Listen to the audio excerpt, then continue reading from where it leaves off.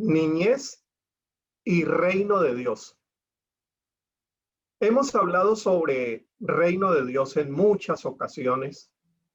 Ustedes seguramente han tenido la oportunidad de leer, estudiar, enseñar sobre el reino de Dios, pero la diferencia que estamos haciendo en esta conferencia es hablar de reino junto con niñez, que no siempre hacemos esa relación directa. He puesto como subtítulo la niñez como signo del reino y clave espiritual del ministerio de la iglesia. Si quieren, tomen notas para sus preguntas, sus comentarios, lo que quieran agregar a lo que yo diga. Notas, no hay necesidad de tomar muchas porque les voy a pasar la presentación, repito, pero sí preguntas, observaciones y algo más que ustedes quieran decir en el momento de la conversación. Comencemos con Mateo 19.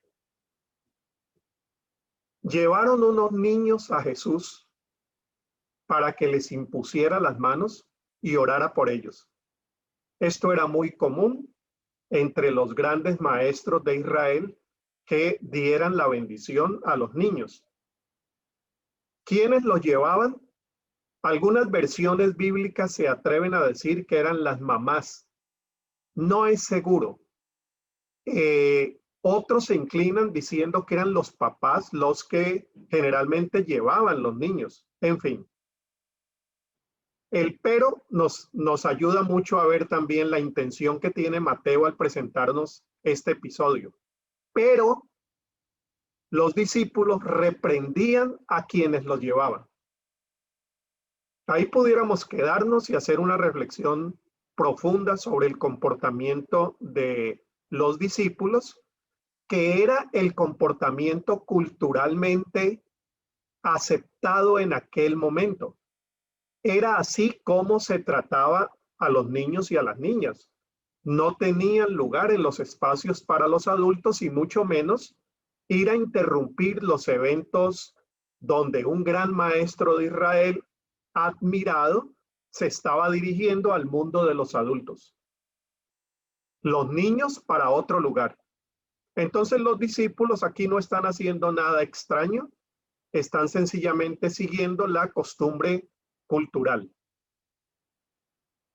Jesús dijo: dejen que los niños vengan a mí y no se lo impidan, porque el reino de los cielos es de quienes son como ellos. Ahí tenemos, creo, todo el contenido de la conferencia. Niñez y reino de Dios. El reino de los cielos es de quienes son como ellos. Después de poner las manos sobre ellos, se fue de allí. Yo voy a seguir el siguiente orden. Voy a hacer una breve presentación del reino de Dios, haciendo un brevísimo registro bíblico. Después voy a hablar del reino de Dios en una brevísima aproximación teológica. Y cerramos en lo que yo considero es lo más importante de esta mañana, que es la niñez como signo del reino. Un acercamiento pastoral. Vamos con el registro bíblico. Bueno, nada nuevo estaría diciendo si digo que el reino de Dios es el tema central de Jesús. Si uno fuera a escoger el gran tema de la predicación, del anuncio de Jesús, si uno está de acuerdo con los mejores especialistas en el estudio de los 4 evangelios, concluiríamos con ellos que es el reino de Dios. No la iglesia, es el reino.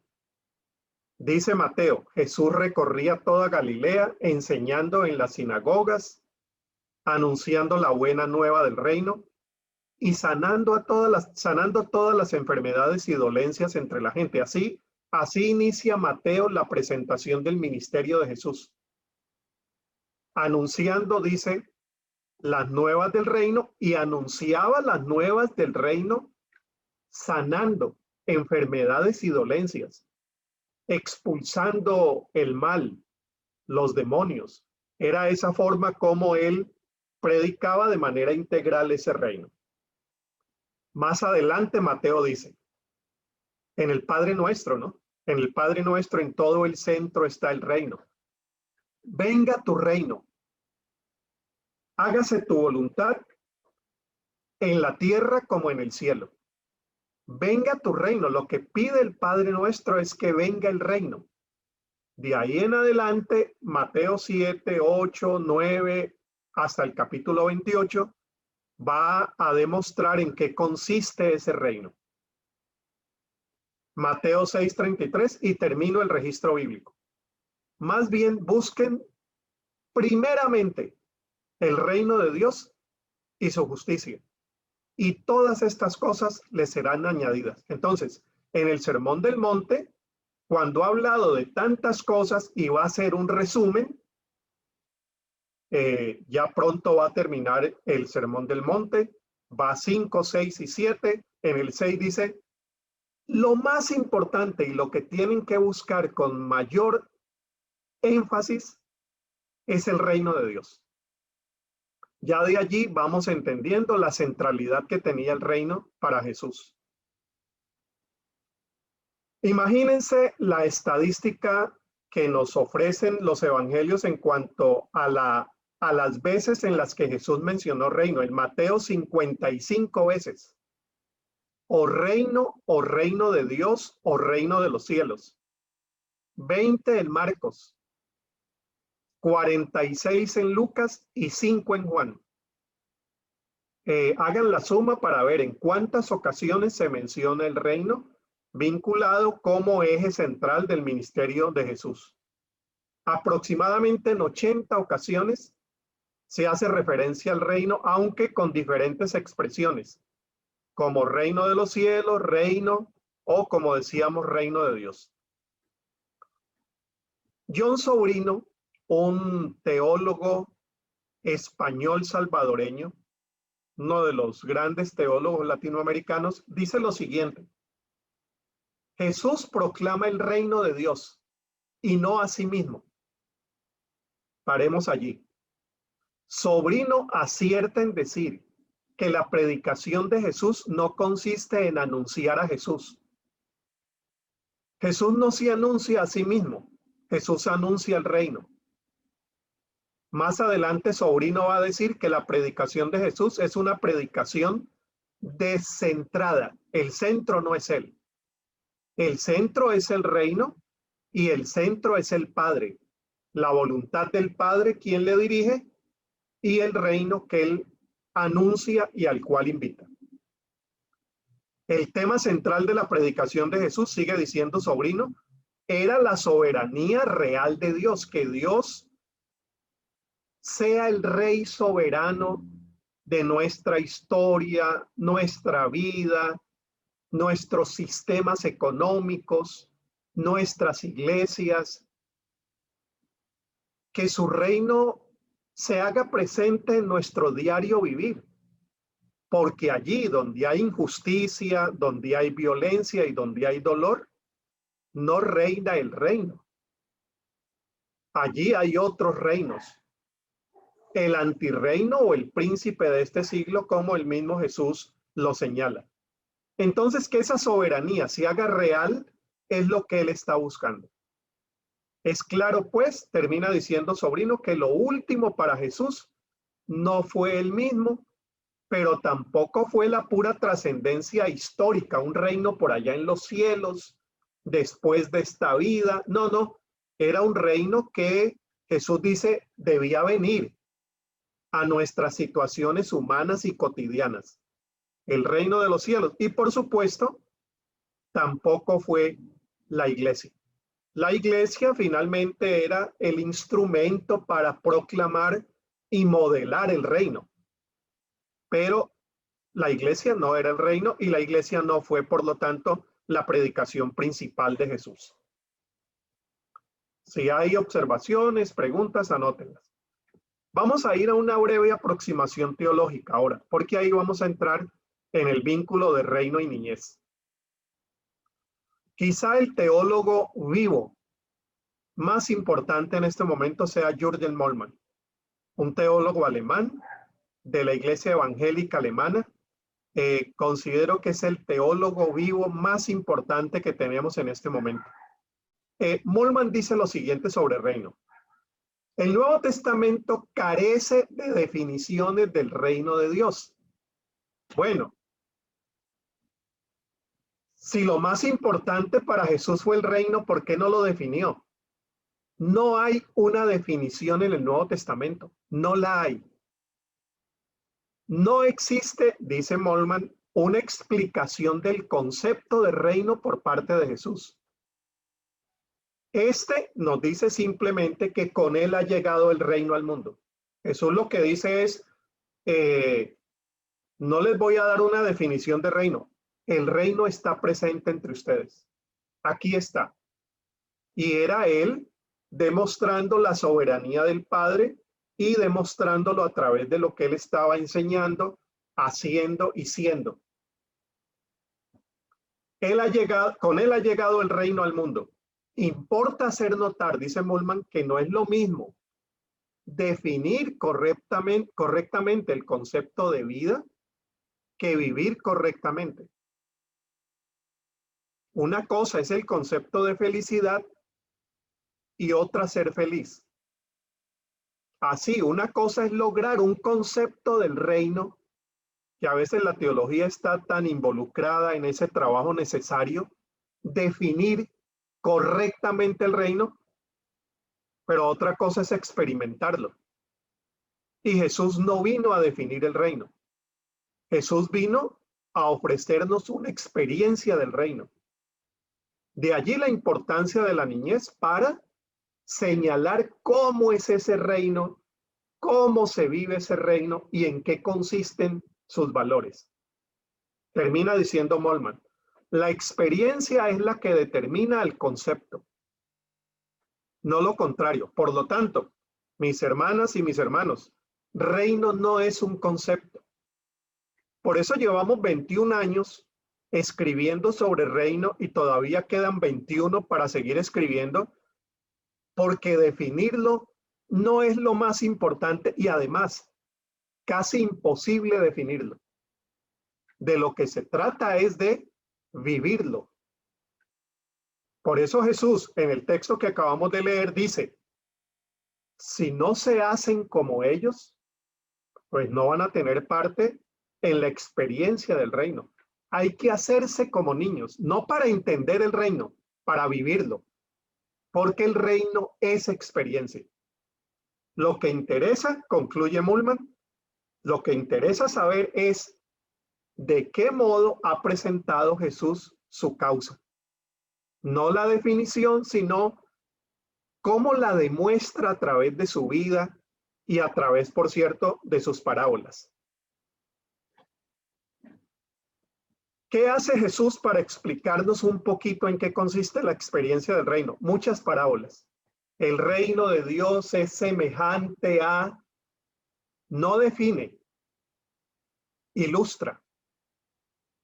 El reino de Dios es semejante a un hombre que, el reino de Dios es como, y muchas parábolas apuntan a tratar de mostrarnos esa experiencia del reino de Dios.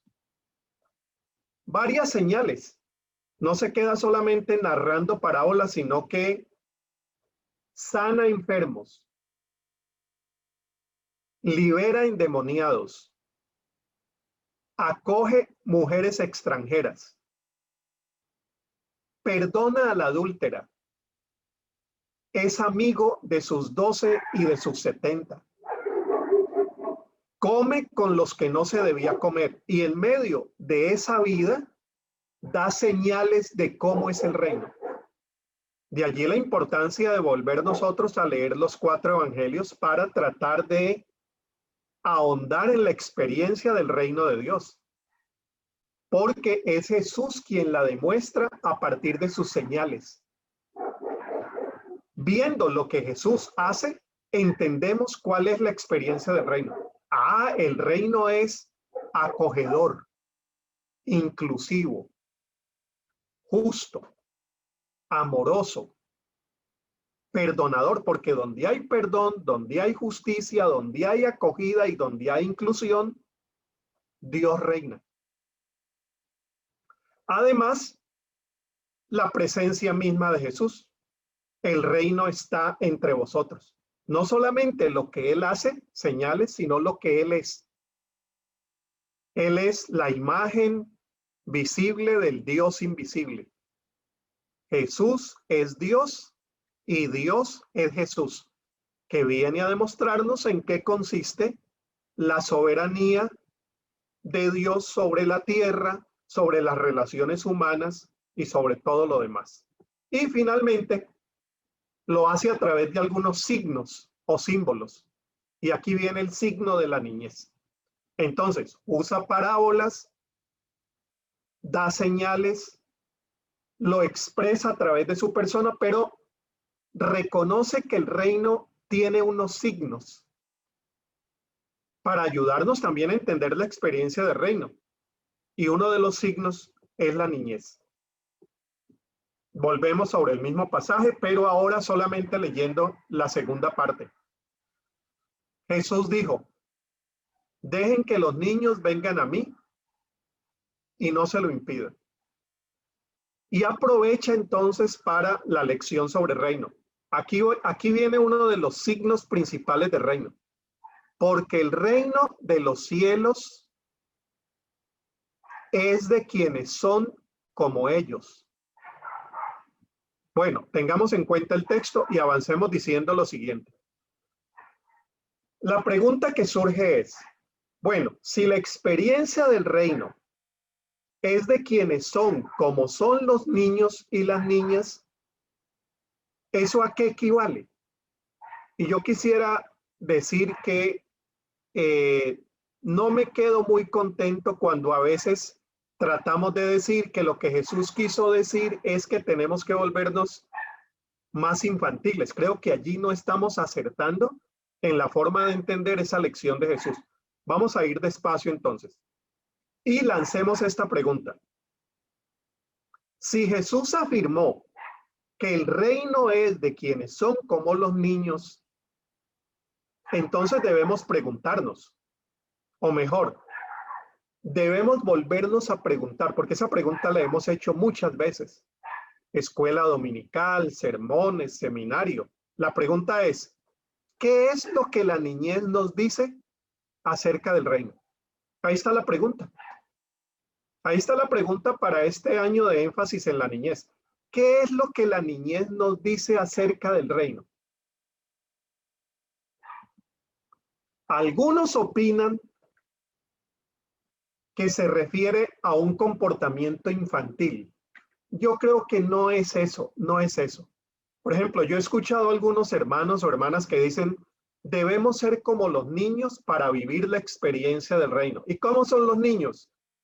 Cándidos, confiados, sinceros, ingenuos. Bueno, primero, yo conozco niños que no son así. Yo soy colombiano y venimos de la triste experiencia de tener niños sicarios que no tienen nada de candidez, que no tienen nada de ingenuidad. Esto hay que pensarlo mejor porque a veces creer que lo que Jesús nos estaba invitando a hacer es ser personas más infantiles, nos ha llevado a veces a experiencias muy tristes, por ejemplo, en el campo político.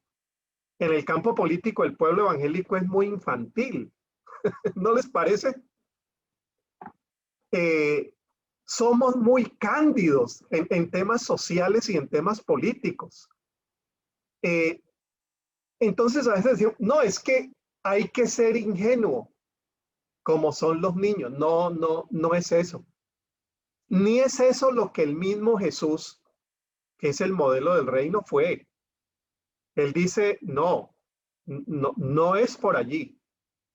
Hay que ser astuto como, ¿se acuerdan? No está enseñando entonces candidez o inmadurez. El apóstol Pablo, cuando habla de los corintios, de unos corintios que no han desarrollado su fe, dice, son como niños que aún están bebiendo leche. Entonces usa la figura infantil para demostrar cómo no debe ser el desarrollo de la fe. Entonces no está hablando Jesús de un comportamiento infantil o infantilizado. Hay iglesias infantilizadas y de eso no se trata. Por otra parte, no habla de una idealización de la niñez como un estado perfecto. Es que si volviéramos a ser niños, si volviéramos a pensar como pensábamos cuando éramos niños, no es por allí tampoco, no es por allí. No señala tampoco a una población preferencial para la tarea evangelizadora. Atención, no es que Jesús dice, el reino es de los niños, por lo tanto, a evangelizar los niños y las niñas.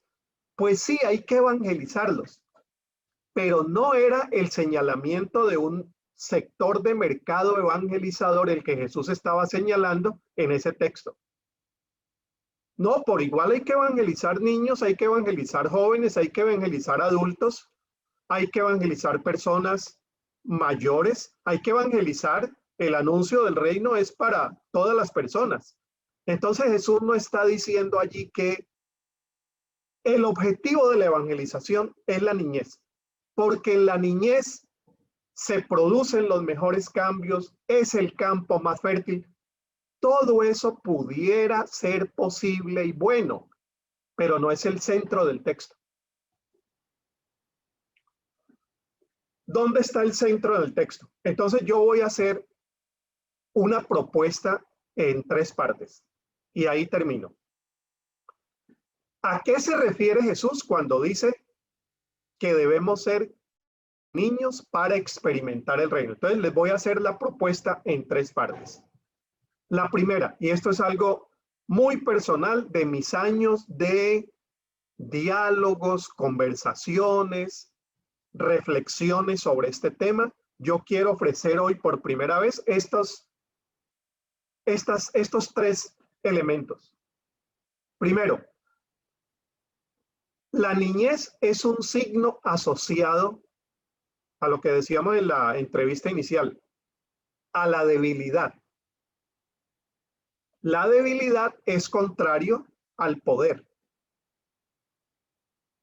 pero una debilidad que tiene potencia transformadora.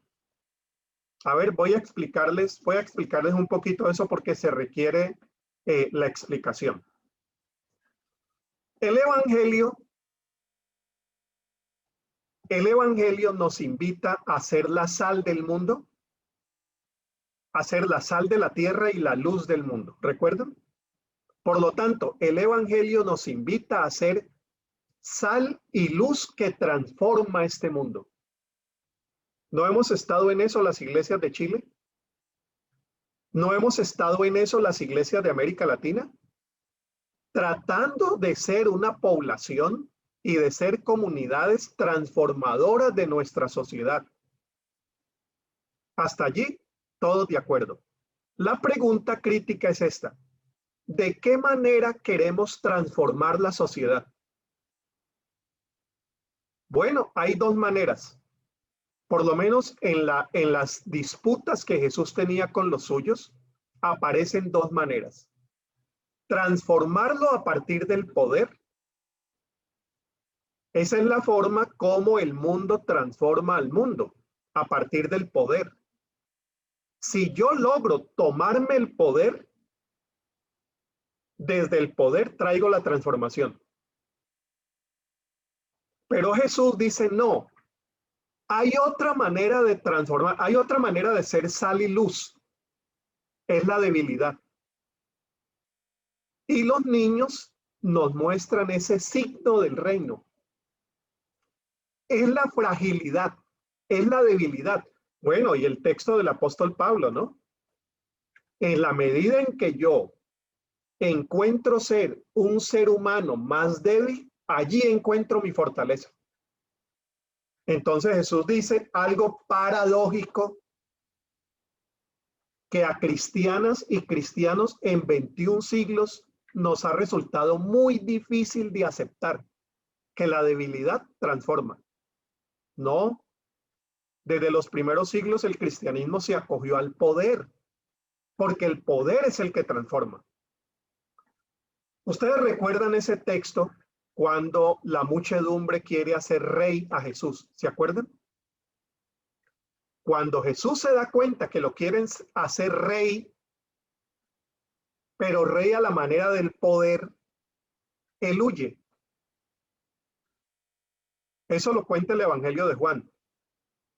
Los evangelios sinópticos dicen que los discípulos comienzan a entusiasmarse con eso del reinado de Jesús, y viendo a Jesús el entusiasmo de los discípulos, los obliga a cruzar el lago y que se vayan, porque él quiere quedarse solo. La tentación del poder era muy grande para los discípulos. Quizás los discípulos hubieran alentado a la muchedumbre para que en ese momento lo convirtieran en rey. Era lo que los discípulos querían, que el reino venga a través del poder, y un poder que sea más poderoso que el de Roma. Pero Jesús dice, por favor, crúcenme el lago, este asunto no me gusta, se queda solo, despide a la muchedumbre y después se va al monte a orar. Seguramente para Jesús la oración le traía la tranquilidad frente a todo el bullicio, y además que ese poder humano siempre es una tentación. Y con la oración Jesús respondía a las muchedumbres que querían hacerlo un rey a la manera del mundo.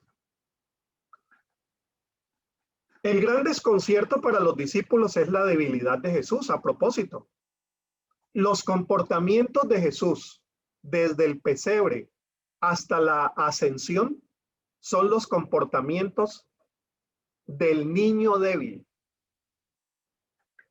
Nace en un pesebre, se queda viviendo en Nazaret, inicia su ministerio en un lugar marginal, Galilea, es crucificado, es burlado, al final resucita. ¿Fue acaso Jesús un signo de poder humano? No, fue signo de debilidad. Pero es que ya Isaías lo había anunciado. Cuando Isaías profetiza el Mesías, dice que es como un corderito que es llevado al matadero. Pero ese corderito llevado al matadero es finalmente el que transforma y redime. Pero a nosotros nos ha costado muchísimo entender que la propuesta transformadora de Jesús es a partir del servicio, la humildad y la debilidad, signo de la niñez. No, nosotros hemos preferido a Roma. Nosotros hemos preferido la alianza con los imperios. Si usted estudia la historia misionera del siglo de oro de las misiones, que es el siglo XVIII, comienzos del XIX, las grandes gestas misioneras van de la mano de los grandes imperios de la época. ¿Por qué se piensa que junto al poder el evangelio se extiende más rápido? Bueno, lo estamos viendo con la política mundial en estos días. Claro, una iglesia que cree que cerca a un poderoso que grita y manda, ese es el que va a defender a Dios. Ese es el que va a traer el respeto a la vida, el respeto a la igualdad, el respeto a la oración en las escuelas públicas. Bueno, es la tentación de escoger la transformación por el lado del poder humano. Por eso hemos estado más cerca de las dictaduras que de la debilidad que la niñez nos señala. Creo que estamos aquí frente a un tema muy grande del reino de Dios. Lo que transforma es la debilidad, el servicio, la humildad y la entrega. Ahí está Jesús. Y ese es el modelo de transformación que tenemos para Chile y para América Latina. El modelo de Jesús, que es el modelo del reino simbolizado en la niñez como símbolo de debilidad. Pero avancemos. Muy cercano a debilidad viene vulnerabilidad. La niñez es un signo asociado a la condición social de vulnerabilidad y, por ende, a una opción preferencial del reino. Este pareciera estar muy cercano del primero, debilidad, pero es distinto. Cuando Jesús dice, deje que los niños se acerquen a mí, en ese momento en que Jesús está diciendo eso, lo está diciendo en una sociedad para la cual los niños no valen. Bueno, no valían otros sectores también. No valían los niños ni las niñas, no valían los huérfanos, no valían los extranjeros, no valían los pecadores, no valían los enfermos. Esos todos son símbolos de vulnerabilidad. ¿Por qué Jesús precisamente dedica su ministerio a esos grupos? Seguramente usted se ha hecho la pregunta. No sé cómo la ha respondido, pero creo que en este momento que estamos viviendo de plena pandemia y de este panorama político mundial tan complejo, necesitamos volvernos a hacer la pregunta, ¿por qué Jesús hace un acercamiento preferencial a la mujer pecadora, a los niños, a los huérfanos? Pone como ejemplo a los samaritanos extranjeros.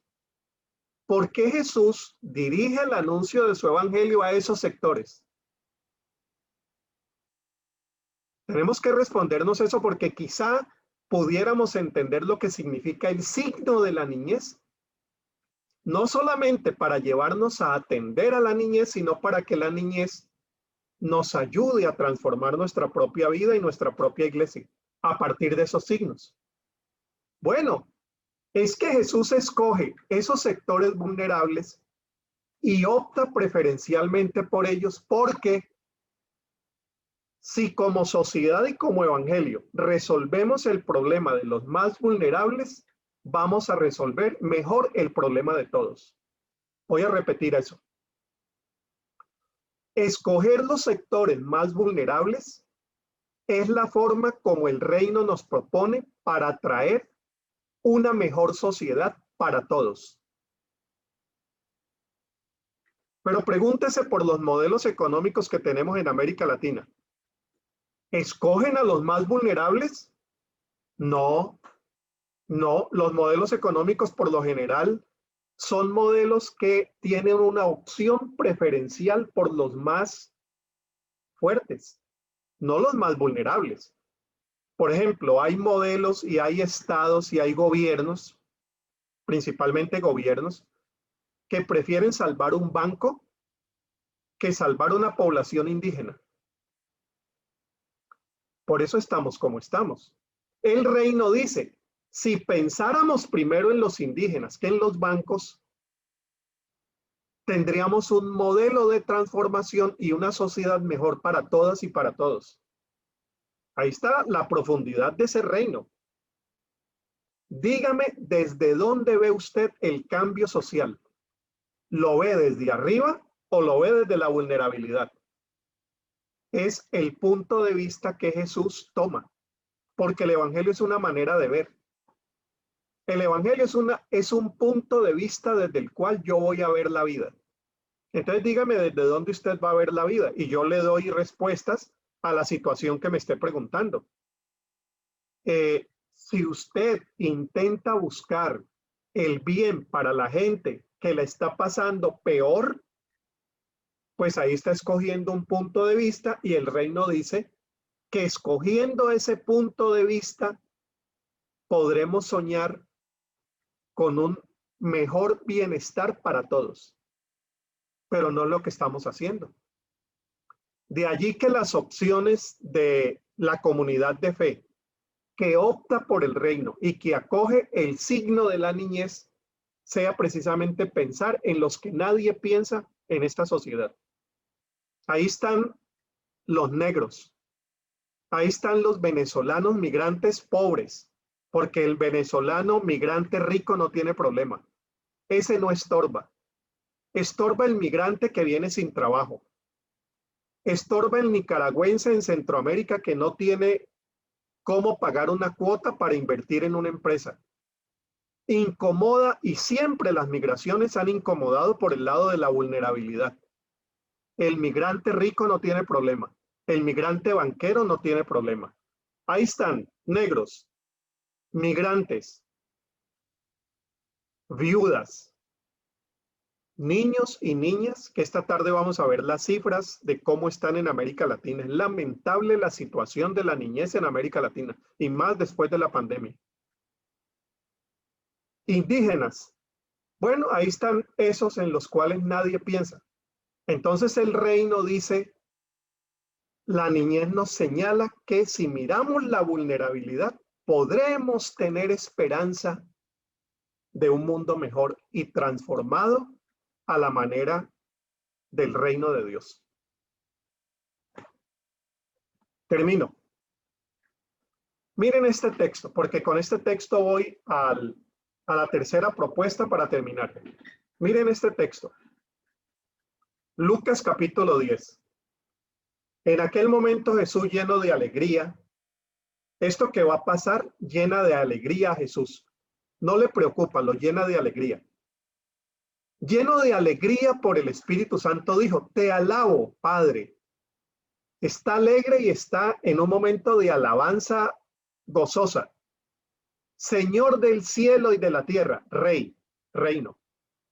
Porque habiendo escondido estas cosas de los sabios e instruidos, se las ha revelado a los que son como niños. Vuelve otra vez el texto con el que iniciamos. Sí, Padre, porque esa fue tu buena voluntad. Estos fariseos sabiondos, estos emperadores prepotentes están confundidos. Entre ellos Herodes.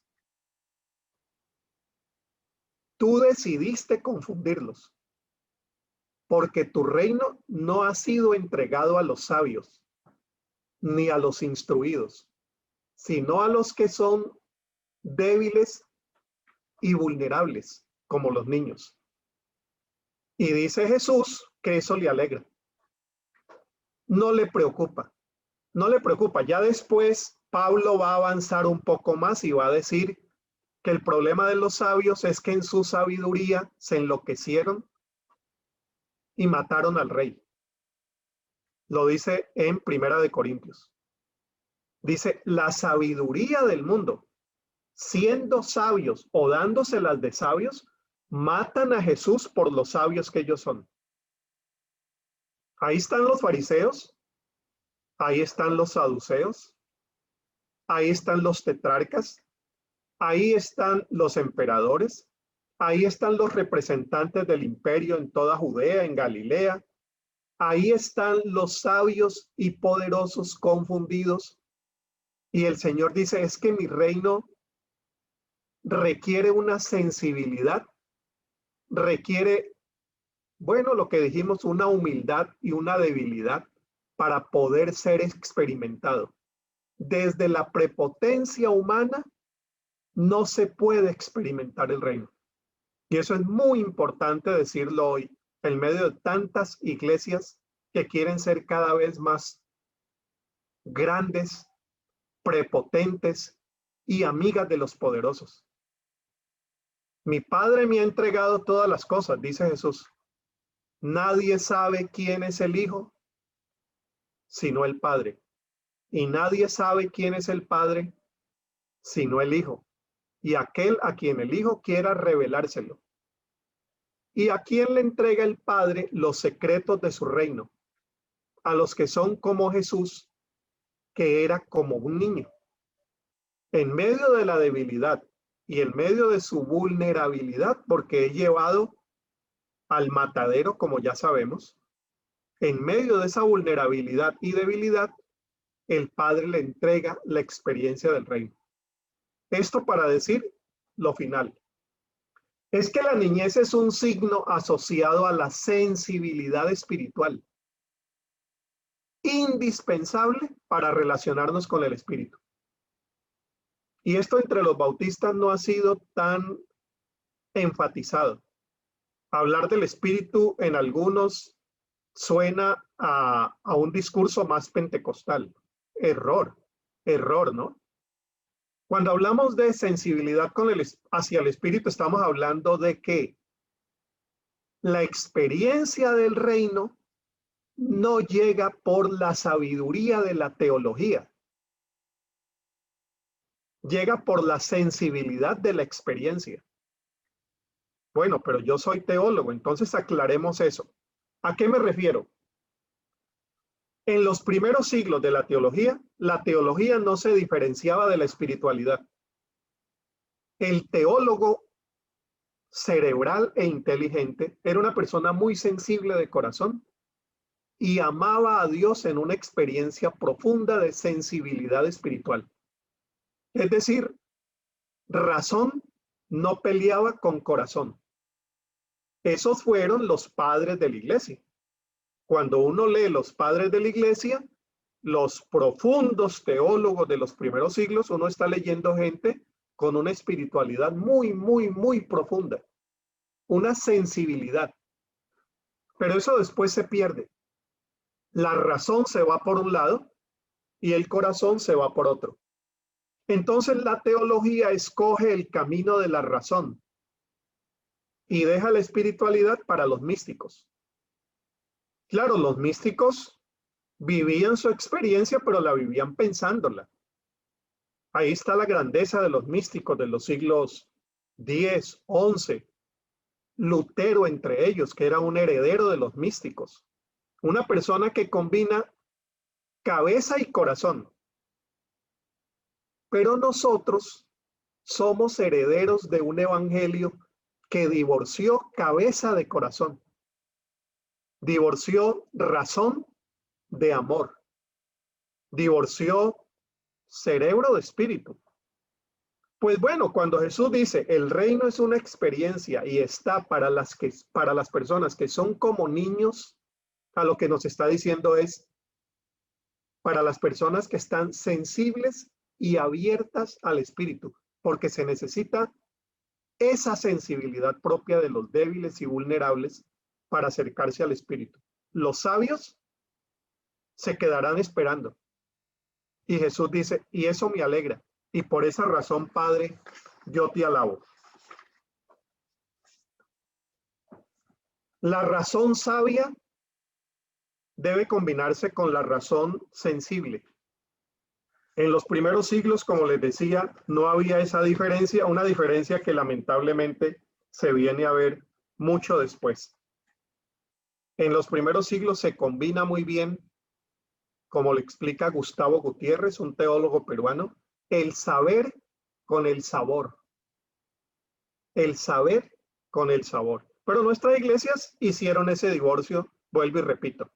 Si alguien se va a estudiar teología, esa persona no debe venir a la iglesia con mucha teología porque eso no viene del espíritu. No, pues hay que volver a integrar razón y corazón, las sensibilidades del espíritu para que hagamos una teología pertinente y contextual al momento que estamos viviendo. Cierro. Entonces, lo que hemos dicho hasta ahora, la niñez como signo del reino nos recuerda que somos ciudadanos de un reino que rechaza las imposiciones del poder humano. Y siguiendo el ejemplo de Jesús, el ejemplo de Jesús que entra en un burrito a Jerusalén y no en el caballo blanco del imperio, escoge el camino de la debilidad, la humildad y el servicio. Ese es el camino de los ciudadanos del reino. Por esta vía es que hemos sido llamados a transformar al mundo.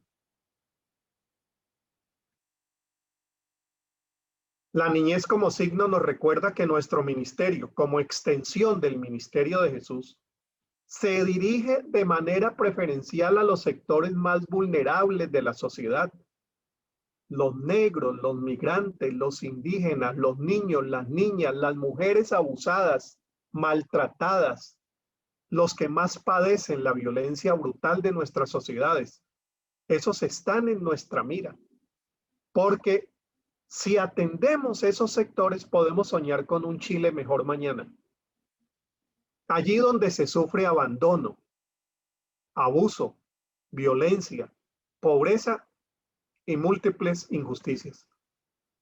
La niñez como signo del reino nos recuerda que para relacionarnos con Dios y experimentar el Evangelio, necesitamos ante todo algo que los bautistas, presbiterianos, metodistas, anglicanos y quienes venimos de esas corrientes históricas, hijas de la modernidad racional, afinar nuestra sensibilidad espiritual y nuestra ternura humana, porque los caminos del espíritu se transitan como los niños, dependiendo de Dios y no de nuestra sabiduría humana. Que el Señor nos ayude a hacer lo que Él quiere, como niños y como niñas, que así sea.